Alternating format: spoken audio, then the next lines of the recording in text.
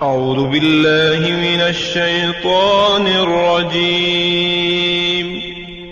پناہ مانگتا ہوں میں اللہ کی شیطان مردود سے۔ بسم اللہ الرحمن الرحیم۔ شروع اللہ کے نام سے جو بڑا مہربان نہایت رحم والا ہے۔ دا باٹم لائن کے ناظرین کرام السلام علیکم۔ محترم ناظرین، ہم اپنی آج کی ویڈیو میں حضرت بابا شبلی رحمۃ اللہ علیہ اور عیسائی ڈاکٹر کا مسلمان ہونا کیسے ہوا، یہ قصہ آپ کے سامنے پیش کریں گے جو یقیناً آپ کے لیے دلچسپی کا باعث ہوگا۔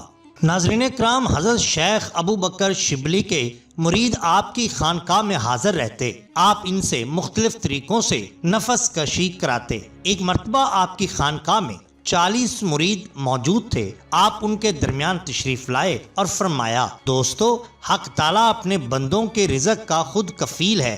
فرماتا ہے سورہ طلاق آیت نمبر 3 میں، جو پرہیزگاری کے ساتھ اللہ کی طرف رجوع کرے وہ اس کے لیے گزر بسر کے ذریعے کھولتا ہے اور وہاں سے رزق دیتا ہے جہاں سے ملنے کا اسے خیال بھی نہ ہو، اور جو اللہ پر بھروسہ کرے تو وہی اس کے لیے کافی ہے۔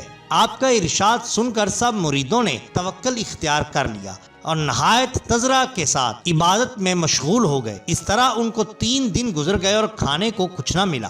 تیسرے دن شیخ شبلی پھر ان کے پاس تشریف لے گئے اور فرمایا، دوستو، حق تعالیٰ نے سب کو بندوں کے لیے جائز قرار دیا اور فرمایا سورہ ملک آیت نمبر 15، وہی اللہ ہے جس نے زمین کو تمہارے سامنے عاجز و ذلیل بنا دیا، پس اس کے راستوں میں چلو اور اس کے رزق کو کھاؤ۔ اس لیے اب مناسب ہے کہ تم میں سے ایک سب سے زیادہ نیک نیت شخص اس گوشہ غربت سے نکلے اور رزق تلاش کرے تاکہ اسے کھا کر تم کچھ قوت حاصل کر سکو۔ آپ کی ہدایت سن کر سب نے ایک شخص کو منتخب کیا اور اسے تلاش معاش کے لیے روانہ کیا۔ وہ بغداد کے سارے محلوں میں گھوما مگر کچھ ہاتھ نہ آیا۔ پہلے ہی 3 دن کا بھوکا تھا، اس دوڑ دھوپ سے اور نڈھال ہو گیا اور ٹانگیں چلنے پھرنے سے جواب دے گئیں۔ قریب ہی ایک عیسائی ڈاکٹر کا مطب نظر آیا، مجبور ہو کر اس میں جا کر بیٹھ گیا۔ وہاں بہت سے مریض جمع تھے اور حکیم صاحب باری باری ان کو دیکھ کر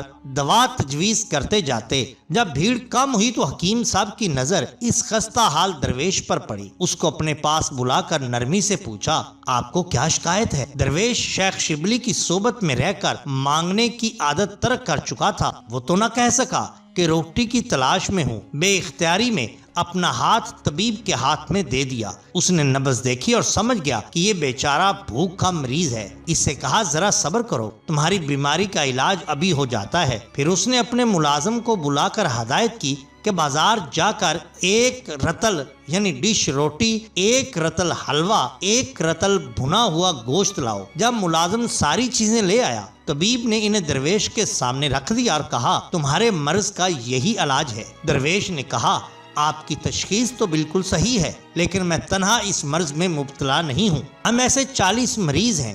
فراغ حوصلہ طبیب نے فوراً ملازم کو بھیج کر یہ تمام چیزیں 40 رتل کی مقدار میں منگائیں اور ان سب کو ایک خوان میں لگا کر ایک مزدور کے سر پر لدوائیں اور کہا کہ یہ شخص جہاں لے جائے ان چیزوں کو ساتھ لے جا کر پہنچا دے۔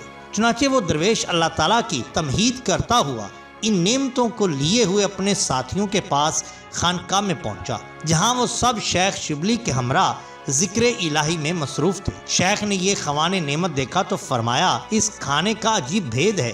پھر اس مریض سے سارا واقعہ سنا اور فرمایا، دوستو، کیا تمہیں یہ پسند ہے کہ ایک عیسائی کا کھانا کھاؤ اور اس کا کچھ معاوضہ ادا نہ کرو؟